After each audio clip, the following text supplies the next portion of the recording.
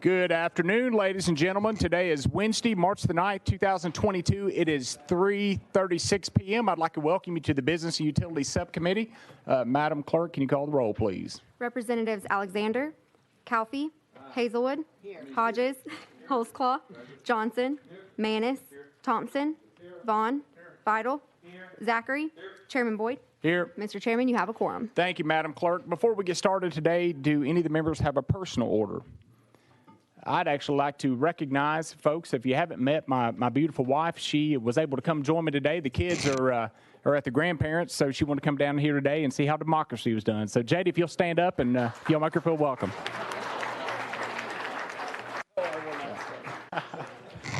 If there's no other personal orders, we'll handle a couple of administrative items. Item number 2 is off notice, and because this is the third calendar, it is referred to the special calendar. Item number 7 has been taken off of notice. And ladies and gentlemen, that brings us to our calendar today. And item number 1 is House Bill 2321 by Leader Lamberth. We have a motion. We have a second. Leader Lamberth, you are recognized, and I believe you have an amendment.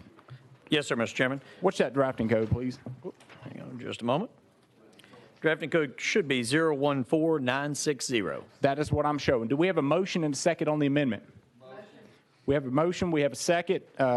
Leader Lamberth, you recognized on your amendment. And, Mr. Chairman, since it makes the bill, would the committee mind putting the amendment on, and then I can describe what it does? Members, we're voting to put Amendment 014960 on the bill. All in favor say aye. Aye. All opposed say no. The amendment is on the bill. Leader Lamberth, you recognized on your bill as amended. Thank you, Mr. Chairman. And so Leader Gant and I stand here together as co-sponsors of this bill with many others.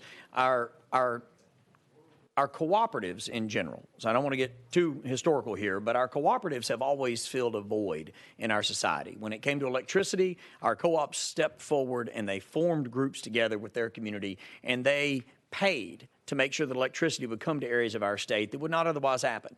The same thing happened with telephones, and the same thing is happening today for broadband.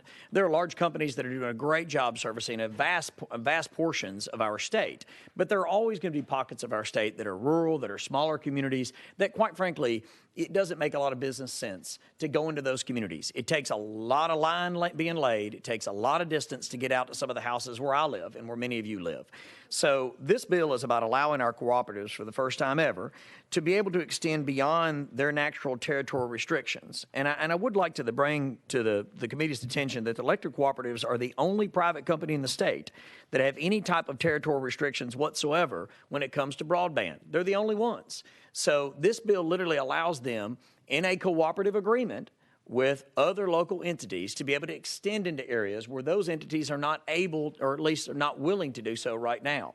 Now, many of these cooperatives, like my very own CEMC, have done a phenomenal job of investing literally hundreds of millions of dollars to fully provide services, and I'm one of their customers, to fully provide services to our entire area. And they're almost there. They're not quite there.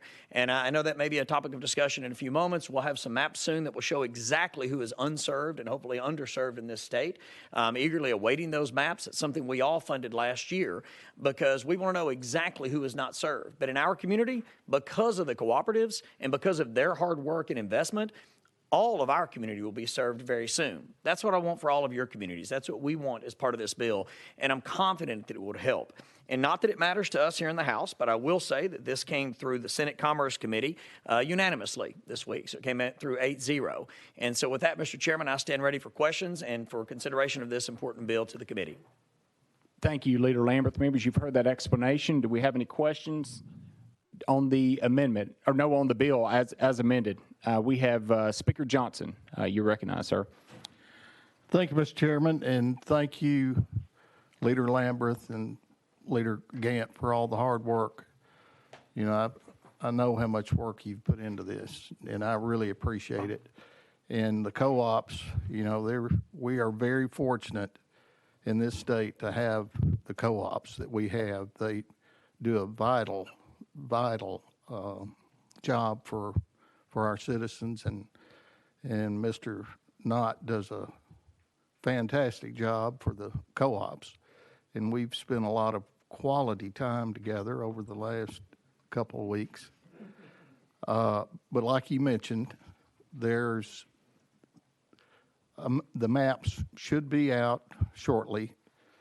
Members ECD is in the process, and hopefully over the next few weeks, we'll have some preliminary maps and the final no later than August, I believe. Is that correct, Mr. Leader? Leader Lambert, you recognized.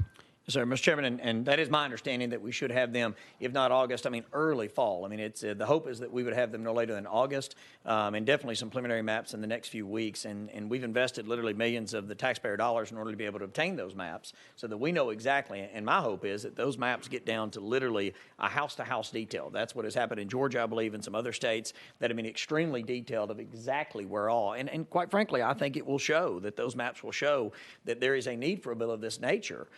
For the co-ops to be able to extend into areas that no one else is going to invest in. Speaker Johnson. Well, like you know, the rest of our committee, our goal is to have broadband in all 95 counties.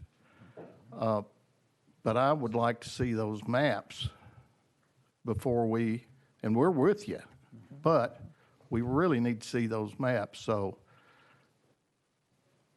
I would like to make a motion to send this not to what we know as a summer study, kicking the can down the road, but once we get the maps, I would like to, of course, it's up to the chairman's discretion, is to get the committee together when the maps are finalized.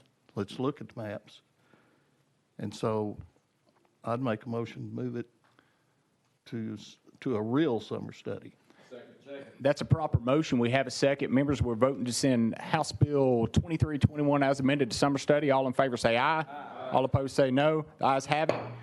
Sir, your bill is on its way to summer study. Thank you. Thank you, Leader. Oh, you're recognized, Yes, Leader sir. Lambert. Sorry. The only thing I would ask is that at some juncture in the near future, if we could get a date for that special called meeting whenever those maps come out. I know there's a lot of folks that would love to participate in that particular meeting, and my understanding the motion was to go to a special called meeting, not to an amorphous kind of summer study, even though I realize that's a vernacular we use. So whenever that were to occur, please let me know. Leader Gant and I stand ready to return to Nashville if we're already gone by that time and participate in that meeting. So, Mr. Chairman, we stand at your discretion and ready to serve whenever you might call us together for that. Thank you, Leader Lambert. I look forward to that meeting. I hope it's warm and sunny and sometime in July, maybe. All right. Thank you, Mr. Leader Chairman. Lambert. Members, next up, well, actually, we need to, a little housekeeping item. I told you all that item number 7 has been taken off of notice, and I need to specify that because that is its third calendar, it too is referred to the special calendar. Next up, item number 3, that's House Bill 1876 by our Speaker Johnson. Speaker Johnson, you are recognized. We have a motion, we have a second. Speaker Johnson, you recognized on your bill. Thank you, Mr. Chairman. House Bill 1876 is requested by the Air Conditioning and Heating and Refrigeration Institute. Trane Technologies has a large manufacturing facility in my district, employs 1,500 constituents. Well, I should say Representative Hodges in my county. And Carrier employs over 1,800 employees in Chairman Vaughn's district. And the industry statewide employs over 40,000 people. What this bill does is it simply allows manufacturers of HVAC products to use refrigerant approved by the U.S. Environmental Protection Agencies. There was federal legislation signed into law back in December of 2020, and it was called the American Innovation and Manufacturing Act. And it provides authority to phase down the use of hydrofluorocarbons. And they're required to use substitute chemicals. These refrigerants periodically undergo mandatory transitions toward less harmful substitutes. And so we'll be moving into the next generation of refrigerant which is better on the environment. But this legislation will ensure that manufacturers can comply with these federal regulations and transition their refrigerants on time. This bill will also allow Tennessee to join many other states that have done this, giving the industry certainty to design and manufacture products that make our homes, schools, and chambers cool in the summer. So I'm open for any questions. Thank you, Speaker Johnson, for that explanation. Members, you've heard the explanation of the bill. Do we have any questions for the sponsor? Question has been called. If there's no objection, we are voting to send House Bill 1876 to full commerce. All in favor say aye. Aye. All opposed say no. Ayes have it. Sir, your bill is on its way to full commerce. And Speaker Johnson, it looks like you're number 4, the next one on the calendar, and that's House Joint Resolution 0796. Do we have a motion and a second? We have a motion. We have a second. Speaker Johnson, you are recognized on your resolution. Thank you, Mr. Chairman. House Joint Resolution 796 is an urging resolution to our congressional delegation. Members, Tennessee and Alaska are the only 2 places in the United States that mine zinc. And together, they produce more zinc than anywhere in the world. There are 5 zinc mines in our state, in East Tennessee and Middle Tennessee. And the byproduct of zinc are 2 critical minerals, germanium and gallium.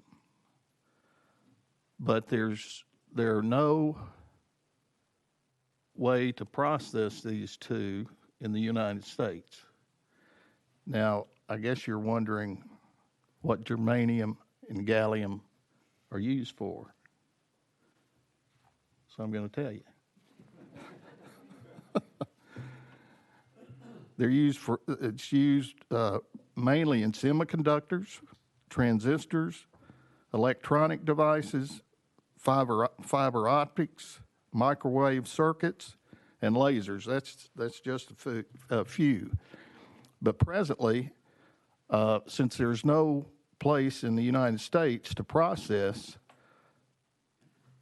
when we buy this material, we're buying it from China, or not all of it, but the majority of it's coming from China. So this resolution would propose the construction of a NiStar germanium and gallium recovery and processing facility in Clarksville, Tennessee. And it is an urging resolution for our congressional delegation. I'm open for any questions. Speaker Johnson, thank you for that detailed explanation of your resolution. Members, do we have any questions? Representative Thompson, you are recognized.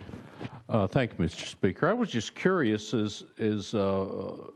does Montgomery County mine this material as well? Does they have a zinc mine there? Speaker Johnson.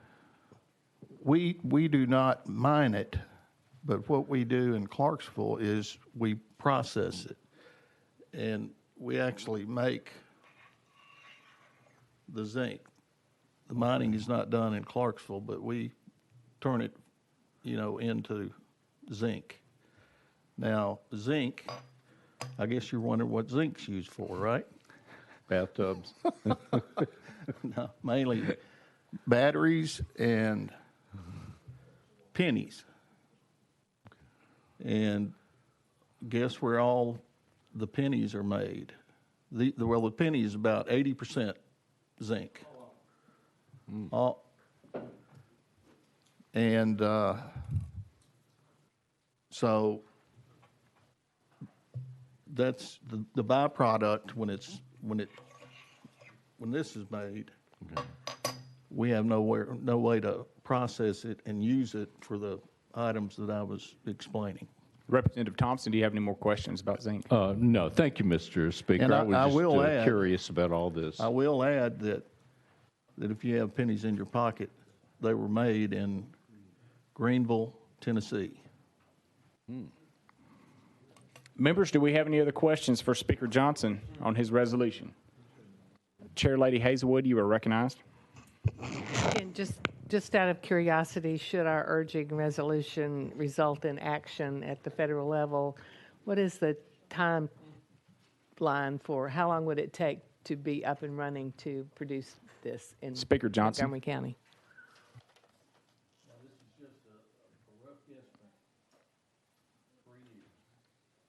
Chair Lady Hazelwood. Thank you. Question's been called. Members, without objection, we're voting to send House Joint Resolution 0796 to full commerce. All in favor say aye. Aye. All opposed say no. The ayes have it. Sir, your resolution, it's on its way to full commerce. Members, next up is item number 5. That's House Bill 2267 by Mr. Chairman Hicks. We have a motion. We have a second. Chairman Hicks, you are recognized on your bill. Thank you, Chairman, Committee. Good to see you all. What an esteemed-looking group, I tell you. House Bill 2267, this legislation clarifies that an auctioneer is not considered a facilitator for purposes of the Online Marketplace Facilitator Act. And just a little bit of context, the Online Marketplace Facilitator Act was put into place to level the playing field between online retailers and brick-and-mortar retailers. An unintended consequence of the act was that auctioneers were technically classified as facilitators, making the auctioneer the seller. This meant when an auctioneer conducted an auction for tax-exempt entities, such as an estate or a charity, sales tax must be collected, whether the sale was in person or online. The result was a new tax on Tennesseans and a new tax burden on the auction industry. I'll answer any questions. Thank you, Chairman Hicks, for that explanation. Members, do we have any questions for the sponsor? Seeing none, we are voting to send House Bill 2267 to full commerce. All in favor say aye. Aye. All opposed say no. The ayes have it. Sir, your bill is on its way to full commerce. Thank you, Chairman, Committee. Members, next up is item number 6. That's House Bill 2434 by Chairman Farmer. We have a motion. We have a second. Chairman Farmer, you are recognized on your bill. Yeah, thank you, Mr. Chairman, committee members. As Deputy Speaker Johnson was talking a second ago, I was thinking to myself, if my high school chemistry teacher, when I was sophomore in high school, had been half as interesting as that, I might have passed the class. That's right. I appreciate that. Now, Chairman Farmer, it does look like you have a couple of amendments. So I do, and I'm going to move forward with. Give me a second here. Sorry about that. 0152217. that is what I'm showing. Can I get a motion and a second on the amendment? And that amendment does make the bill. Okay. Well, members, in that case, let's go ahead and get that amendment on the bill. Folks, we are voting to send, or to put amendment 015217 on the bill. All in favor say aye. Aye. All opposed say no. The ayes have it. Your bill is amended. Go ahead and explain your bill. Yeah, Chairman thank you. Farmer. Members, and I want everybody to know this isn't a short-term rental bill. What this does would allow for homeowners, if you have a swimming pool or some unique feature of your property, you'd be able to rent that out. This doesn't allow for overnight. It doesn't get into your bedroom or anything, but it would use like a pool space, some river property you may have, some mountain view, or just some area that somebody could come in and rent it for their kid's birthday party or a high school graduation party or just something like that. But it'd open it up and set some parameters on how that's done within our locals. So that's just a very short explanation. I'm sure we'll get some questions, but that's what the bill does. Thank you for that explanation, Chairman Farmer. And Chairman Zachary, you were recognized. I think you've got an amendment you wanted to add there. Thank you, Mr. Chairman, and I am going to withdraw that amendment. So if it's okay with you, can I go ahead with some questions and some comments? Absolutely. You're recognized. Thank you, Mr. Chairman. Chairman Farmer, thank you first for the conversations, the conference calls, and the work that's been done over the last couple of weeks based on my concerns on the bill. The concerns were, as with the short-term rentals, and again, this has nothing to do with short-term rentals, but it was about removing the local control for those who wish to provide certain regulations, who wish to limit hours, and the certain enforcement that will go along with that. And so I appreciate you empowering the locals to be able to regulate this, because that is extremely important.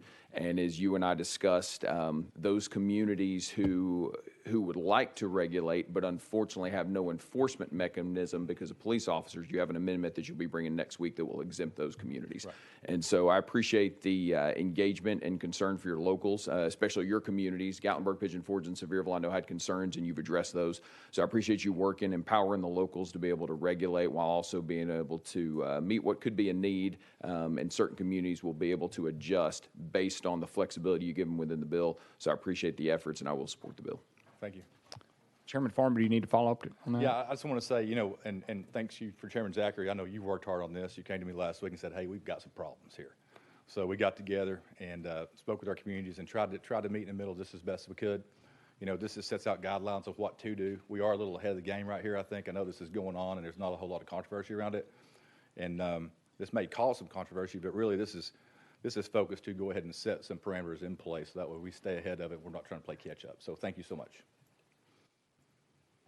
Chairman Holtzclaw, you recognize. Thank you, Chairman, and I appreciate all the hard work you've done with this. The question I have is just for the record, how about HOAs and those how does it affect those? Chairman Farmer. Thank you, Mr. Chair. It will not. If an HOA has got a policy and rule in place, this will not override that or trump that. Chairman Holtzclaw. Thank you, Chairman. Members of the committee, do we have any other questions for the sponsor? Questions being called without objection. Members, we are voting to send House Bill 2434 as amended to full commerce. All in favor say aye. Aye. All opposed say no. No.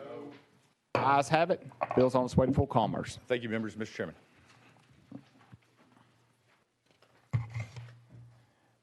Next up is item number 8. That's House Bill 2627 by Chairman Crawford. Do we have a motion and a second? We have a motion. We have a second. Chairman Crawford, you are recognized on your bill. Thank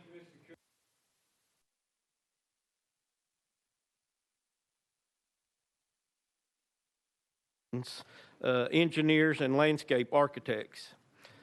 They have to be licensed under the current law. It specifically allows a path of licenses for those with a master's degree to an engineering technology or an engineering technology degree. Can't read my own writing. And those folks that the principal and they have to take the PE exam. And I was told this morning, I don't have it in there, but they also have to have 8 years of experience to be able to take the exam. Chairman Crawford, thank you for that explanation of the bill. Members of the committee, do we have any question? Representative Thompson, you are recognized.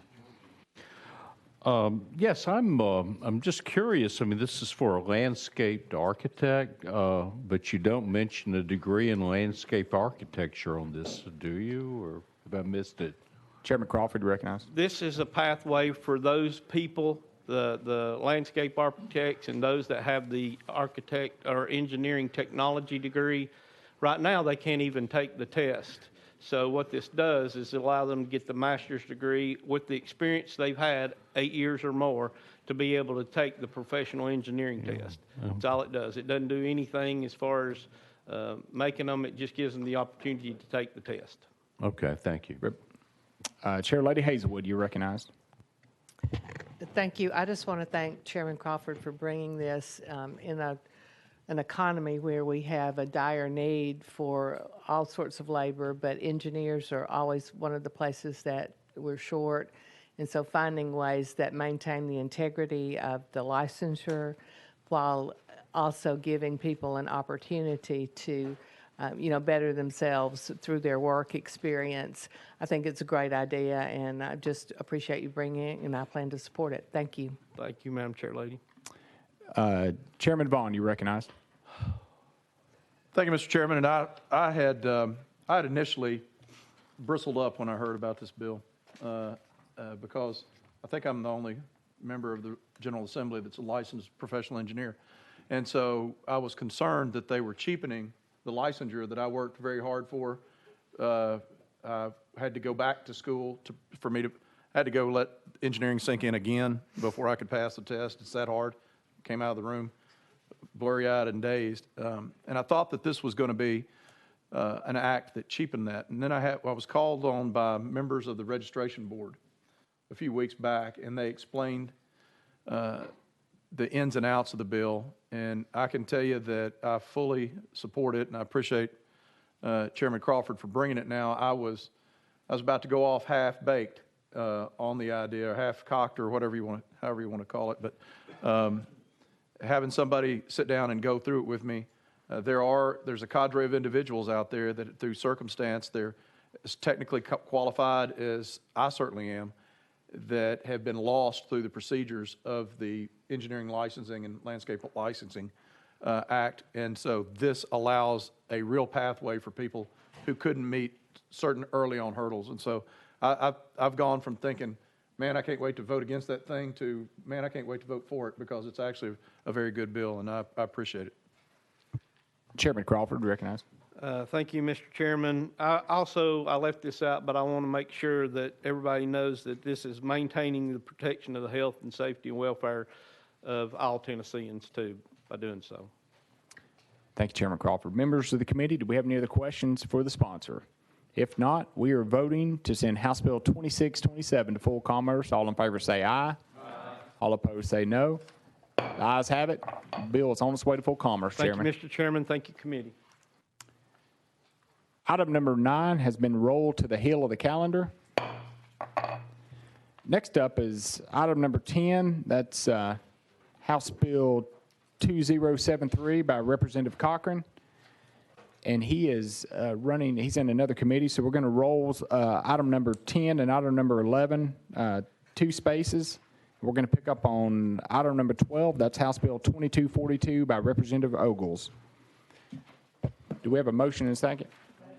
We have a motion. We have a second. Representative Ogles, you are recognized on your bill, and it looks like you have an amendment. What drafting code are you showing? Yes, thank you, Chairman. Drafting code 0143.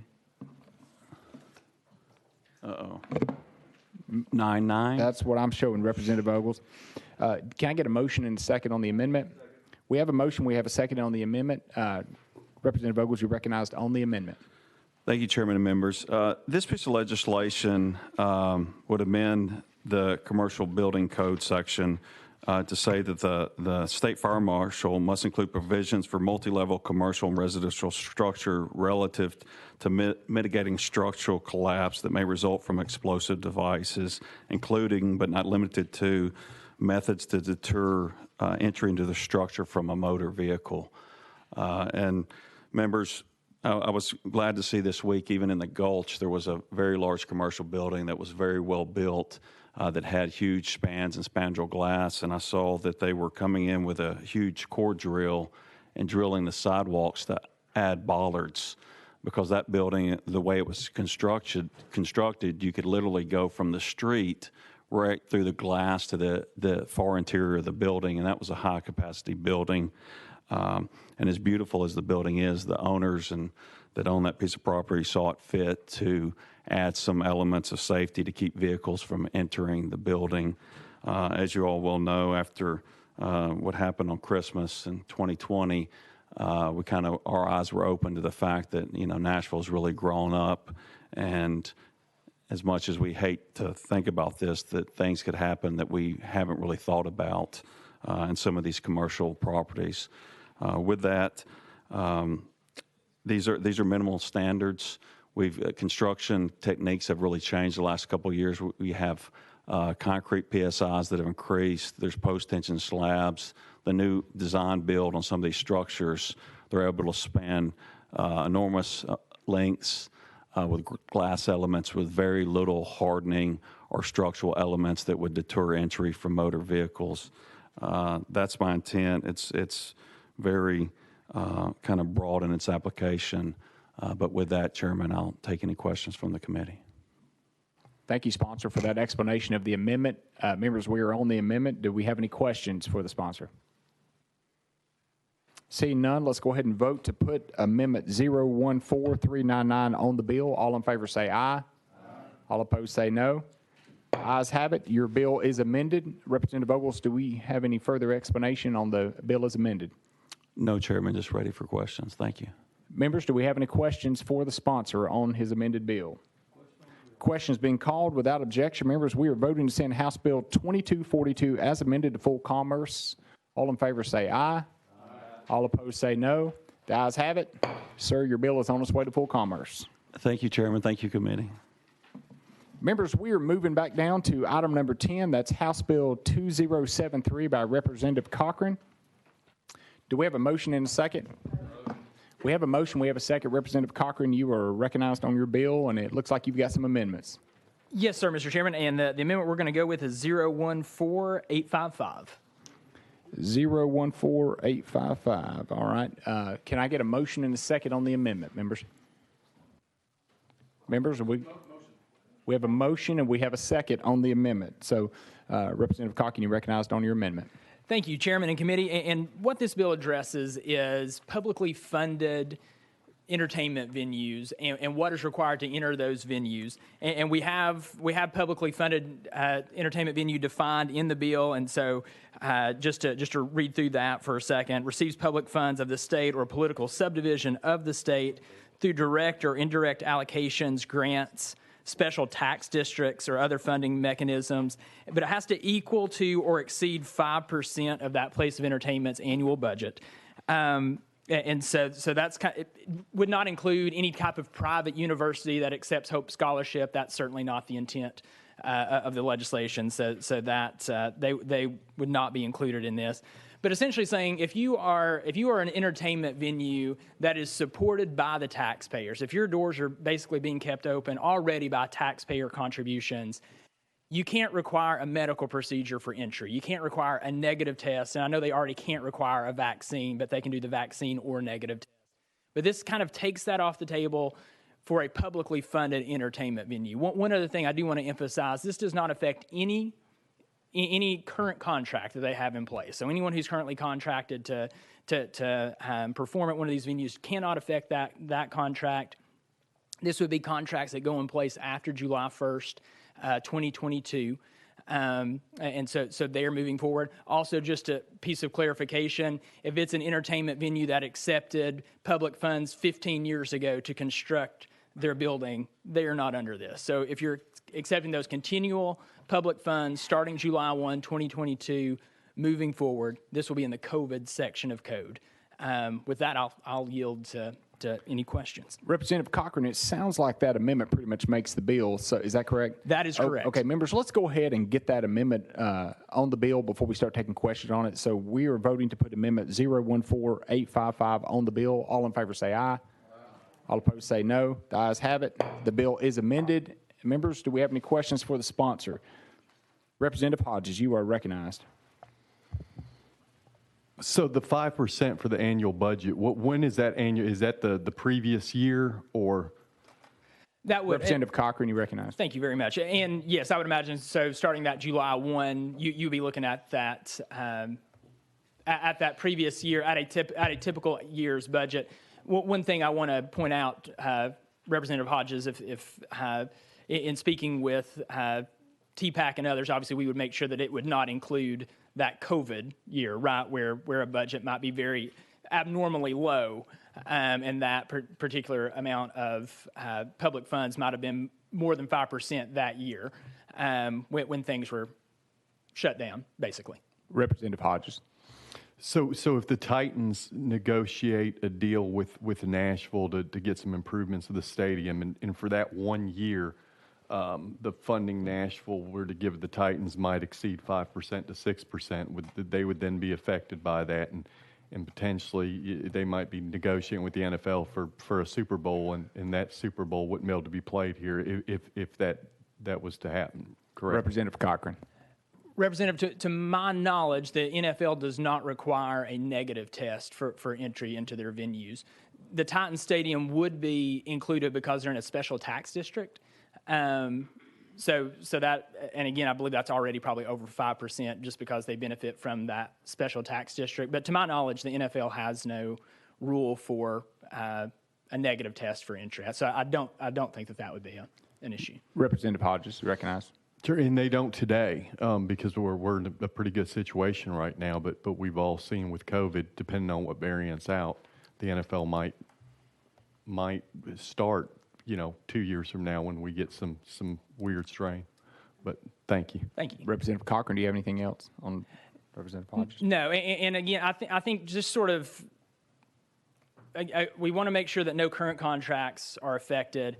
But I think at some point, the state of Tennessee has to say, we're going back to life here. We were safe. We made sure that we kind of made it through that tough time when COVID was uncertain.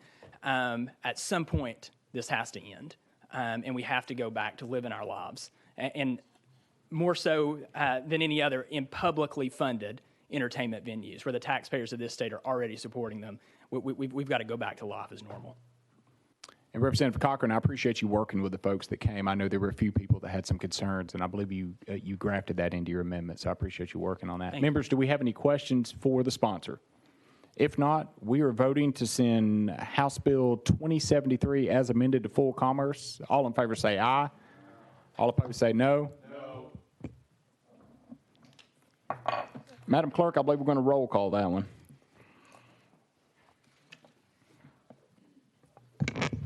Representatives Alexander, Calfee, Hazelwood, No. Hodges, Holsclaw, Johnson, Manis, Thompson, Vaughn, Vidal, Zachary, Chairman Boyd. Mr. Chairman, you have 4 ayes and 6 noes. The bill fails. Next up is item number 11. That's House Bill 2632 by Representative Cochran. Representative, can we get a motion or a second? We have a motion. We have a second. Representative Cochran, you are recognized. And it looks like we have an amendment. We do have an amendment. Okay. What amendment draft code are you showing? That would be 014855. That was the last one. Pick another one, Representative Cochran. Well, hey, my bad. Stand by. Too many folders on the lectern at the same time. We've got 014422. Is that what y'all show? That's what I'm showing, Representative Right Cochran. answer, man. I like Can I get a motion and a second on the amendment? We have a motion. We have a second. Representative Cochran, you recognized on your amendment. Thank you very much. So this amendment, which makes the bill currently in the state of Tennessee, so that for cell phone providers that provide phones for those who may be underprivileged, they are currently regulated by the FCC. In most states, those will be regulated at a state level, which, to no surprise, is a little bit more efficient and just works a little bit better. Tennessee is still, those carriers are still regulated by the federal government. This bill would just say that they are regulated by the Public Utilities Commission, and then so that way if others, again, for licensing purposes, that sort of thing, it just goes more efficiently, quicker when you don't have to deal with the federal government. That's not a huge surprise. So just kind of following the trend of other states, this will regulate it at a state level rather than the federal level, which we have the power to do. Thank you, Representative Cochran, for that explanation. Members, do we have any questions on the amendment? If not, we're voting to put amendment 014422 on the bill. All in favor say aye. Aye. All opposed say no. The ayes have it. The bill is amended, and we are back on the bill. Representative Cochran, if you have any further explanation. No further explanation. If there's any other questions. Members, do we have any question for the sponsor? If not, we are voting to send House Bill 2632 as amended to full commerce. All in favor say aye. Aye. All opposed say no. The ayes have it. Representative Cochran, your bill is on its way to full commerce. Thank you. Members, that brings us to item number 13. That's House Bill 2518 by Representative Sexton. We have a motion. We have a second. Representative Sexton, you are recognized. Thank you, Mr. Chairman and committee. What this bill does is it helps to facilitate utility water in rural areas that presently don't have any, or they have some, but it only comes so far. So back in the 1930s, when they started creating these districts for water to utilize utility water, they would only come so far, as I'm sure everybody knows.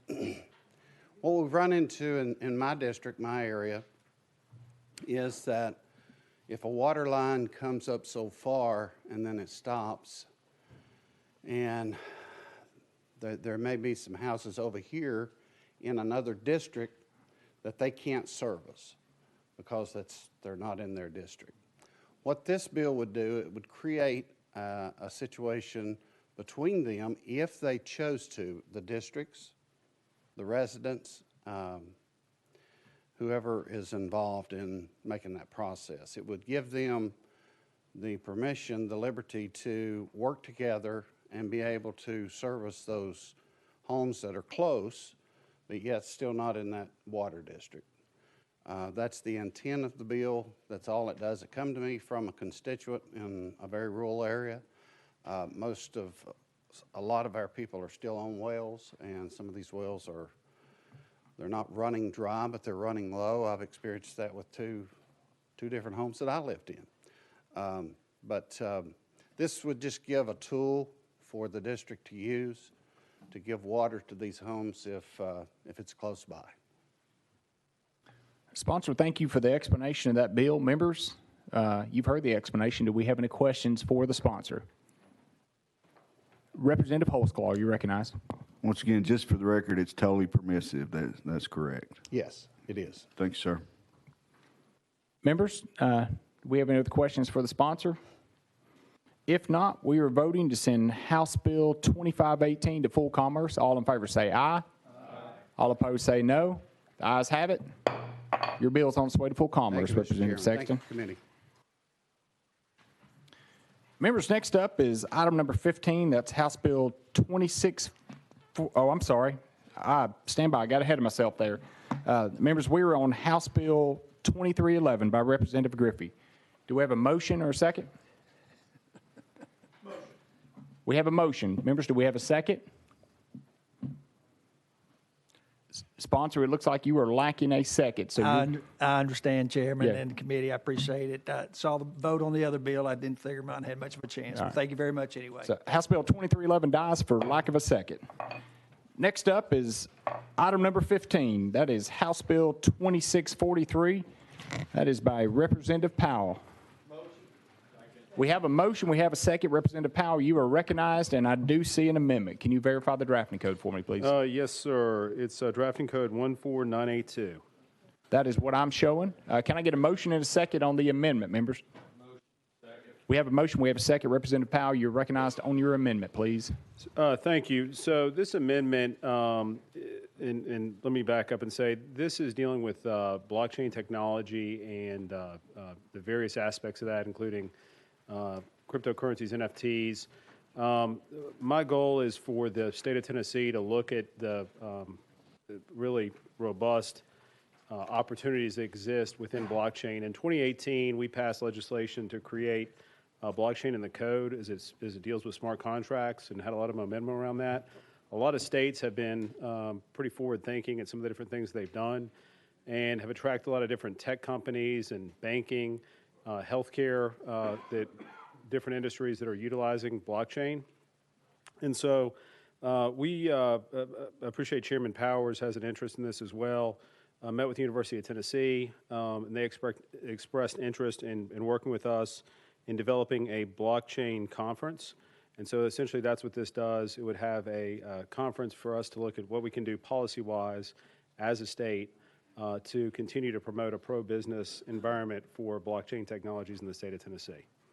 With that, I stand ready for questions. Thank you, Representative Powell, for that explanation. Members, we are still on the amendment. So does the amendment pretty much make the bill? It does, yes. All right, members, we're going to go ahead and vote to put Amendment 014982 on the bill before we take any questions. So all in favor of adding that amendment to the bill, say aye. Aye. All opposed, say no. The ayes have it. So your bill is amended. Members, do we have any questions for the sponsor on his bill as amended? Seeing none, we are voting to send House Bill 2643 as amended to full commerce. All in favor say aye. Aye. All opposed say no. The ayes have it. Sir, your bill is on its way to full commerce, and it looks like you're also item number 16. And so that's House Bill 2645. Can I get a motion in a second?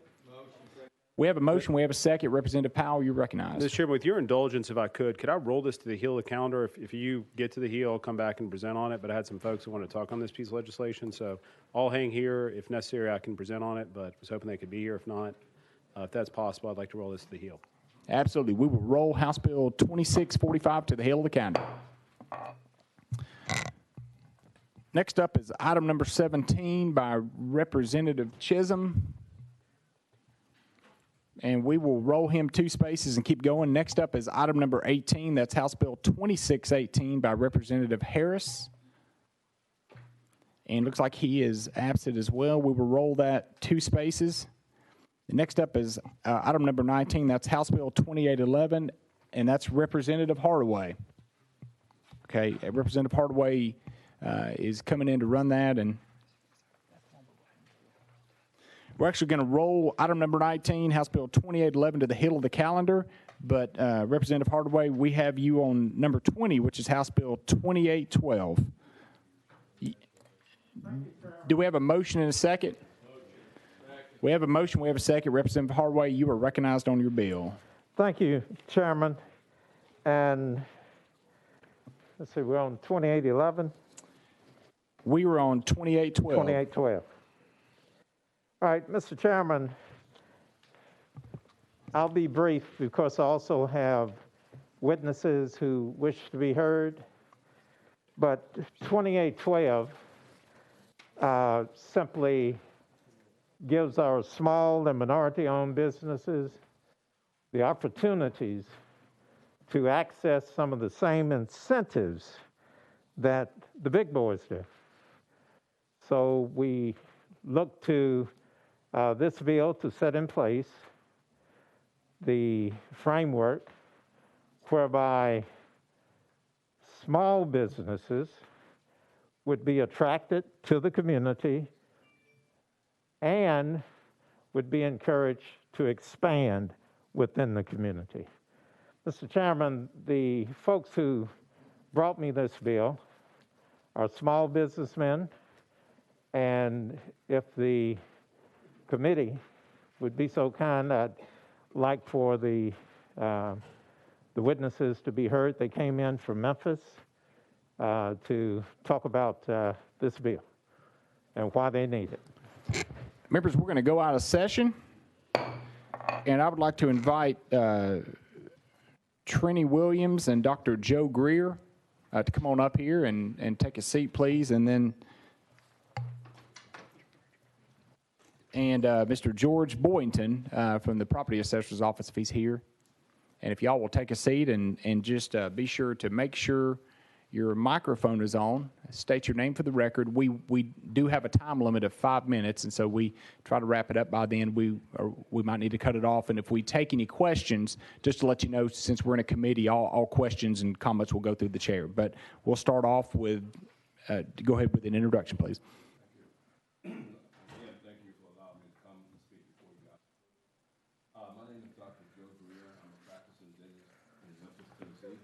Make sure your microphone is on down there, so the red dot is on. Okay.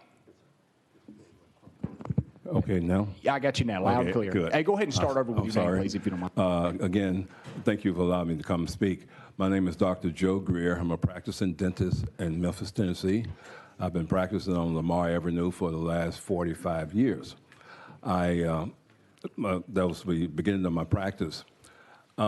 Since I've been there, as I get close to retirement, I decided that I need to do something to expand healthcare access, as well as try to create some more jobs in that particular area, because it is a stagnant area. And so as I looked around to try to find some help in developing that area, I was not able to find business people or investors who was willing to take that risk because of the potential low return on their investment. So I started looking around for ways to promote that area and to try to draw these particular people to the area to indeed invest in the area. And when I looked at the Downtown Memphis Commission, I realized that they were charged with the idea of marketing, promoting, and developing downtown Memphis. And I thought, well, that would be great to have such a commission out in my particular area, Lamar, Airways, and Park. And so I set about trying to find out how to make that happen.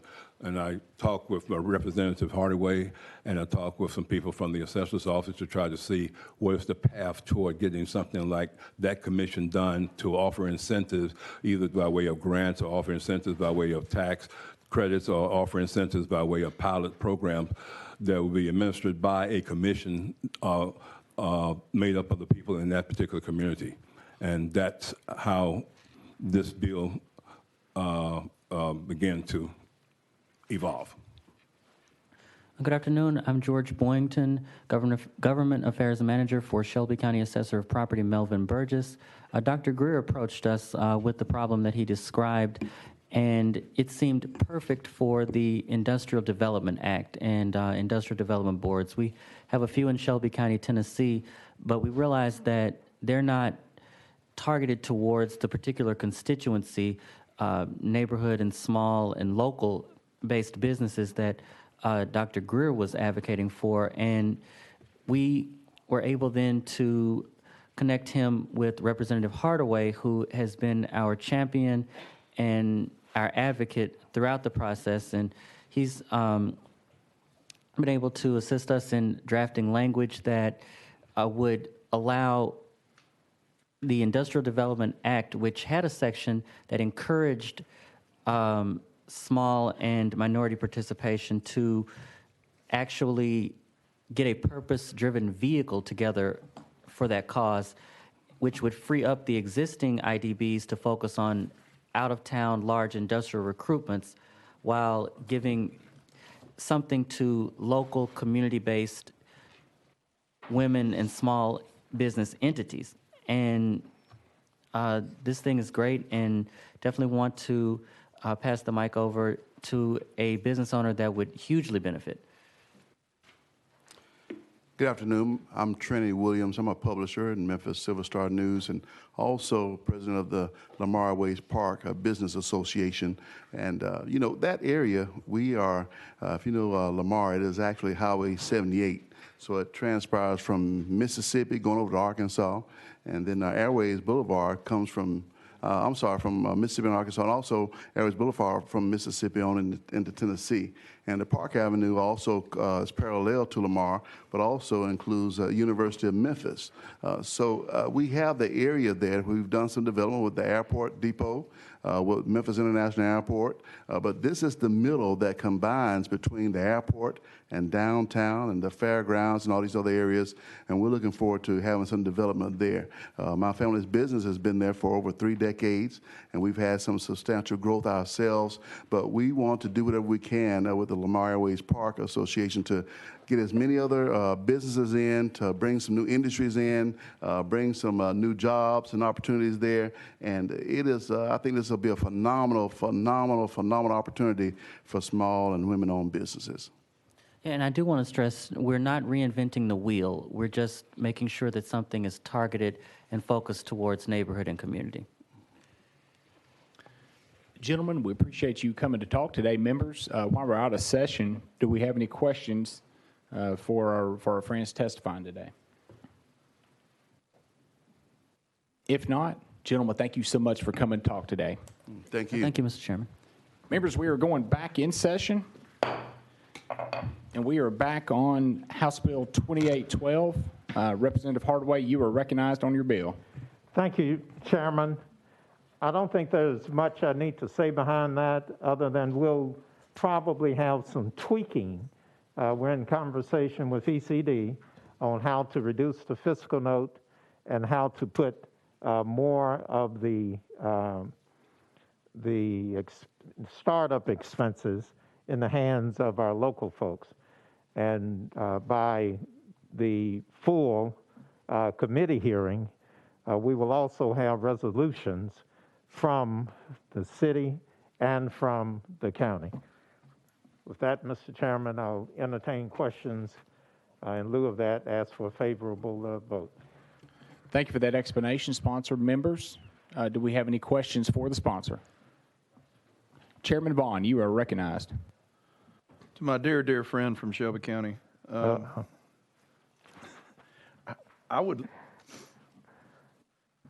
is there not a, are you creating new vehicles, or are there already existing programs within ECD that could be utilized for this?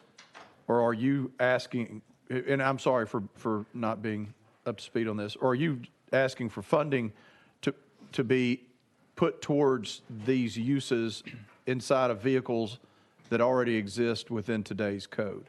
Pardon me for asking that elementary of a question. Representative Hardaway, you recognize. Thank you, Mr. Chairman, and that's a great question. The vehicle does not exist for small businesses. The vehicle does exist for these large corporations, for attracting them or for their expansion in the community. So we will use what is currently the same type of vehicle, except it will be for small businesses.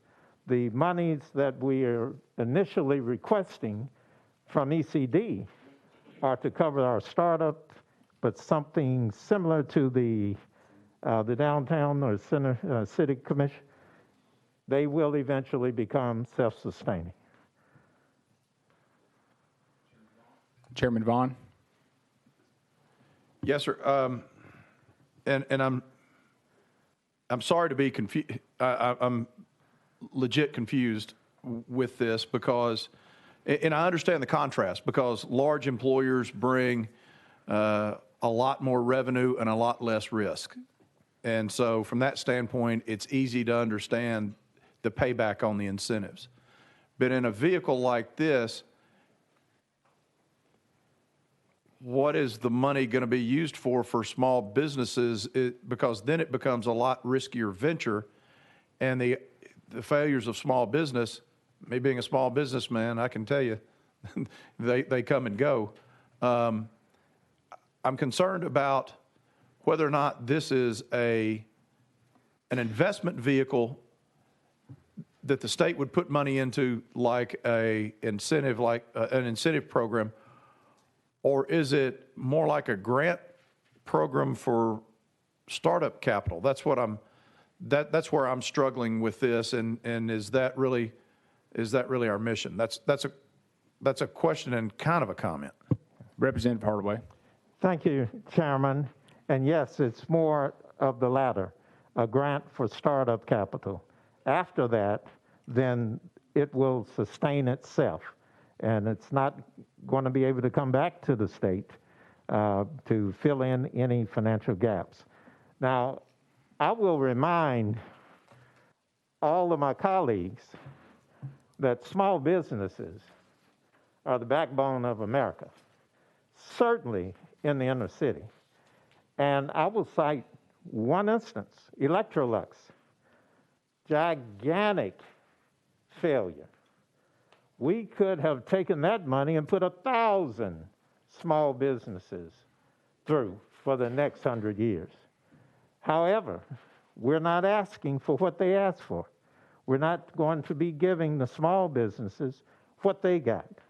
The small businessman, I will submit, is much more trustworthy than the big corporate guy who's looking out for shareholders. The small businessman is committed to the community. That's where he or she lives. That's where their employees live. That's where they go to church. That's where they buy their goods and services. So this is just to give them the same opportunities that we have literally thrown millions and hundreds of millions of dollars towards. I myself have complained about 10 Invesco for years. How do we give a capital venture firm monies to gamble with? How do we do that?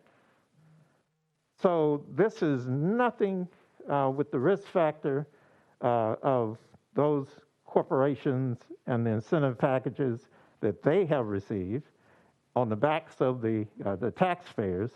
This merely starts up the vehicle where small businesses within a certain geographical area will come together. They will organize themselves on what are the incentive packages that will help to foster new businesses and the expansion and growth of existing businesses, so we can fill in that economic gap in the inner city. Chairman Vaughn, you have anything? I do. I'm intrigued by it. I think that I'm surprised. I don't understand the fiscal note because that seems light. If you're going to be establishing something that I don't understand how the vehicle itself is going to be replenished with funds as it invests within businesses within the community. It seems like that would be more, but I do realize it's recurring dollars, which are going to be hard to find. But anyway, I'll leave it be. I'm more confused than I am advocating nor disliking. I'm curious, and the reason I say that is because I worked for years on a historic tax credit, which was started by a gentleman before us here in the General Assembly, and ultimately I never got anywhere selling it until the administration put together a program that said, hey, what you're trying to do is admirable, but you are giving us the wrong vehicle to do it, and so we're just going to take it over. And they produced a program that frankly is better than what I'd envisioned. So I would encourage you that if this legislation does not move forward, whether it be through this subcommittee or subsequent committees, that you stay engaged, because if the idea is a good one, it'll take hold and it'll take seed. But again, I look forward to learning more about it. Representative Hardaway, you recognize. Thank you. And I appreciate the open mind. And I can tell you that this idea came from the small businessmen, as you heard them testify. So this isn't a big corporate idea where they get paid to sit around the corporate table and figure out how not to pay taxes and how to grow their earnings per share on the back of the taxpayer. That's not what this is about. This is about allowing the small businessman the vehicle to organize themselves to determine what the incentive packages are that they would have to clear us. As you know, you can't talk about taxes without talking to the state. So this won't be your last shot at it. You'll get a chance to see how it morphs, how it's developed, the design as it's done. So I ask that you consider passing it to the full committee, and I promise you, you and I can have conversations up and down that road. Chairman Holtzclaw, you recognize. Thank you, Chairman, and I've heard your explanation of this. First question I have, is this at a particular area, or is it statewide? What's your intentions here? Representative Hardaway. In the wrong meeting. Thank you, Mr. Chairman. Chairman, this will initially, it was brought to us by a certain community, the Orange Mound community. However, this model will be available statewide. So your small businessmen could get themselves organized and do the same thing. Same as Chairman Johnson or Chairman Hazelwood or Chairman Caffey. It will be statewide availability. There's nothing mandated here. It's just the vehicle being available so that your small businessmen can be on even ground in how they organize themselves, the same as the big boys organize themselves, and go after the incentive packages that they determine will best help them grow, will best help them recruit other small businesses to the communities. And that's where we have the problems right now. Stagnant growth in the inner cities, stagnant growth in the rural areas, and this will help our small businesses to even that playing field. Chairman Holtzclaw. So you're limited to minorities and women, is that correct? No, sir. Small businesses. Okay. Chairman Holtzclaw. Members of the committee, do we have any further questions for the sponsor? Representative Manis, you are recognized. Thank you, Mr. Chair. I'm just, I'm just a little confused. I'm trying to figure out, I certainly know what IDC and IDBs do, but it looks like that the fiscal note, if you can just help me understand, the fiscal note is $428,700. And is that, and is it being then used for salaries? Is that what that fiscal note is being used for? And then if so, where are the incentive packages? Where are the dollars for the incentives coming from? I'm just confused in that, sir. Representative Hardaway. Thank you, Mr. Chairman, and thank you for the question, because that is part of what's going to have to be tweaked. The bill is not supposed to have recurring obligations from the state. The bill only seeks ECD startup funds, and then the organization itself and the local governments would continue the work. Self-sustaining is the ultimate goal, but between now and the full committee, I guarantee you I'll have that straightened out. There will be no recurring funds. Representative Manis. On behalf of the state. Thank you, Mr. Chair. So in the fiscal note where it says there will be a reoccurring increase in state expenditures of $376,719, that will be cleared up before, okay. Representative Hardaway. Yes, Mr. Chairman, I guarantee. Already got the rough draft of an amendment to do the same. Representative Manis. Members, do we have any other questions for Representative Hardaway? If not, we are voting to send House Bill 2812 to full commerce. All in favor say aye. Aye. All opposed say no. No. The noes have it. The bill fails.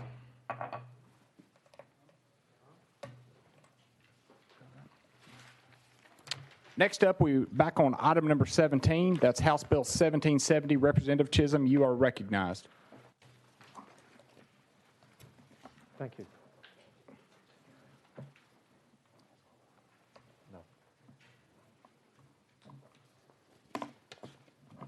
Thank you, members. Thank you, Mr. Chairman. Yes. Representative Chisholm. Thank you, committee. Thank you, Chairman. I hate to sound like one of my colleagues from Shelby County, but I brought to you all the new deal of legislation today. So House Bill 1771 prohibits a landlord from refusing to rent, lease, or otherwise extend housing opportunities to a person solely because of previous convicted criminal offenses, other than violent offenses, sexual offenses, or violent sexual offenses. And the conviction happened more than 5 years ago. So the reason this legislation came about is because we have so many people, so many constituents that have called, and they've been denied housing due to old nonviolent offenses. But for the sake of fairness to both landlords and tenants, I intend on working more with our landlords and tenants, bringing everybody to the table so we can bring a piece of legislation to you all that's palatable to all parties. So with that, I'll be taking this bill off notice. Thank you, Representative Chisholm. Without a, where are we at here? Let's see. Oh, House Bill 1770 is off notice. Next up is item number 18. That's House Bill 2618 by Representative Harris. Do we have a motion and a second? Motion. We have a motion. We have a second. Representative Harris, you are recognized, and it looks like we have an amendment. Yes, we do have an amendment. That's 013286. That's what I'm showing too. Do we have a motion and a second on the amendment? Motion. We have a motion. We have a second. Representative Harris, you are recognized on your amendment. Thank you, Chairman, and to the committee. So this piece of legislation comes to me from our city leadership. I got to work with Waste Management on this. I got an opportunity to work with some charitable organizations as well. And so we already have tenant laws already. And so this only changes 3 pieces. currently in the language that we already have in law, it says if the tenant does not reclaim the possessions and personal effects within the 30-day period, then the landlord may sell or otherwise dispose of the tenant's possessions. This only makes the change to add donate to a charitable cause to allow them to either have that option to either sell someone's property after 30 days or they can donate it to a charitable cause. The other change that's made that's different is right now it says that if a balance remains, then the landlord, if a balance remains after the sale of property, then the landlord has to hold the balance for 6 months. A lot of landlords believe that that is a lot of time for them to be holding on to money on their books. And so that moves it down to 30 days, which is 30 days after everything has been closed out, whether they've put that money in excess to the late rent, the attorney fees, and et cetera, and there may be some dollars left over, that instead of holding that $2 or $3 for 6 months, that they go ahead and issue that back out to either our unclaimed property in the state of Tennessee or to that tenant if they can find them. The third part of this is if the landlord discards the tenant's possessions, that it either has to be discarded by sending it to a waste location, that it has to be put inside of a concealed container like a trash can outside, but it cannot just be laid out on the sidewalk, which would cause ADA compliance issues. So those are the main issue changes in this bill, and so I hope that I can move this bill forward. Thank you. Representative Harris, it sounds like the amendment pretty much rewrites the bill. So members, before we ask any questions, let's go ahead and get the amendment on the bill. We're voting to put Amendment 013286 on House Bill 2618. All in favor say aye. Aye. All opposed say no. The ayes have it. Representative Harris, the amendment is on the bill. Do you have any further explanation for the bill as amended? I don't. Thank you so much. I think that these 3 minor changes will make a world of difference. So thank you so much. Okay. Members, do we have any questions for the sponsor on his amended bill? Chairman Vaughn, you're recognized. Representative Harris, you had me on number 1 and number 2, but number 3 is a problem for me.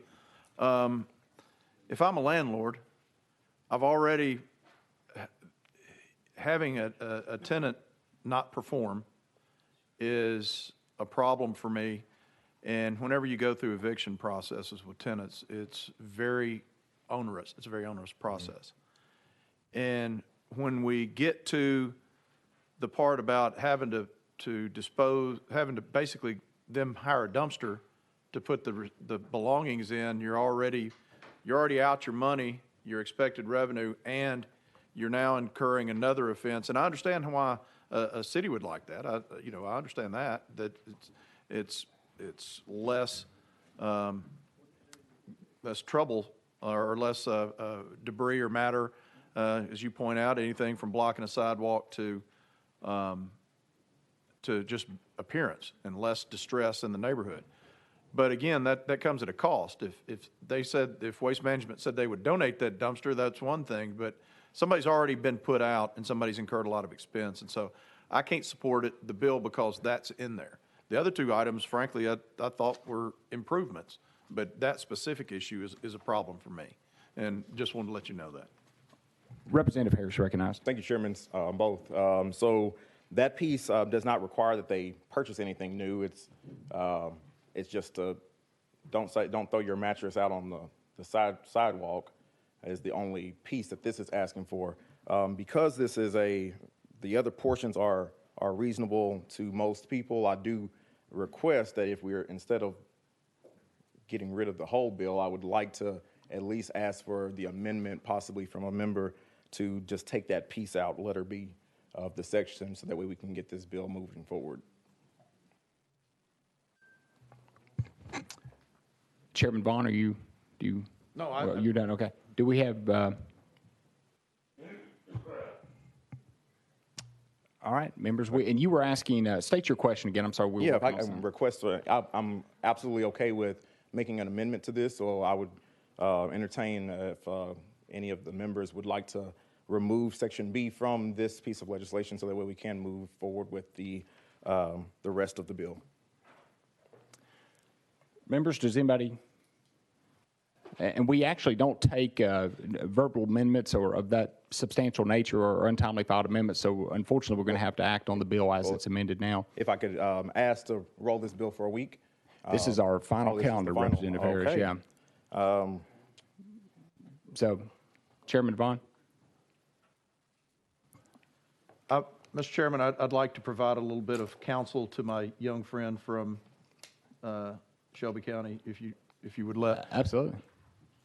I would think your best bet would be to roll it to the heel of this calendar. All right. And hope that something takes a lot of discussion. Representative Harris, you recognized? Absolutely. I do request that we roll this bill to the heel of the calendar. Without objection, House Bill 2618 is rolled to the hill of the calendar. Next up is item number 21. That's House Bill 2391 by our own Representative Alexander. We have a motion. We have a second. Representative, you're recognized. Thank you, Chairman. Thank you, committee. I brought this bill because my district, sorry, my doctor's about Lulu after today. I brought this bill because my district and those areas that surround my district do not have adequate access to broadband. I could spend the rest of this committee's time just talking about how access to quality broadband is not a luxury. It's a necessity of life now. But we all know this, and I think we would all agree on this point. We have horrible internet in our area. And so that is why I was to bring this bill, or wanting to bring it, because I wanted to do something to help my community. Our overall strategy to deploy broadband to the citizens of Tennessee is not working. If it was working, I wouldn't be here to present this bill. I have heard the concerns that we should wait for the new ECD maps before pursuing legislation. And personally, I probably don't even need to see a map to tell you who doesn't have internet in my area and who does. But I think it's a wise decision for us to wait and just see what these maps show us. And so therefore, I would like, with the committee's permission and the chairman's permission, to take this bill off notice. Without objection, item number 21, House Bill 2391 is off notice. Now, members, we are coming up on the end of our time here, and we've got some heavy lifts coming. So what we're going to do is roll the remainder of this calendar to next week. And without objection, this meeting is adjourned.